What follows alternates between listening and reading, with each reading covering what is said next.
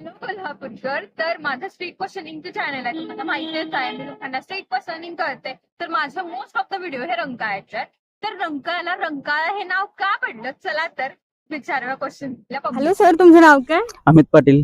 Okay, माझा question असा आहे की आता तुम्ही रंकाळ्यावर आहात, तर रंकाळ्याला रंकाळा हे नाव का पडलंय हे माहिती आहे? हा, रिझन तर नाही माहिती आहे, पण आहे ते ठीक आहे. बट कशामुळे पडलं, कुणामुळं? नाही आयडिया काय मला. Thank you so much. हॅलो, तुम्ही सगळे कुठले आहात? उपरी. माझा क्वेश्चन असा आहे, तुम्ही आता तिथं आलेला आहात रंकाळ्याला, त्या रंकाळ्याला रंकाळा नाव का पडलं, कुठून पडलंय माहितीये का? Anyone? शाहू महाराजांच्या काळातून पडलाय. बट त्याच्या पाठीमाग रंकाळाच का पडलं? रंकभैरव देवान रंकभैरव देव कुठं मंदिर आहे माहितीये? महालक्ष्मी देवीच्या पुढच्या साईडला तिथे जुनं मंदिर आहे रंकाळ्यामध्ये रंकभैरवाचे, त्यामुळे रंकाळा तलावाला हा नाव ठेवले शाहू महाराजांनी. रंक भैरवाविषयी काय माहितीये?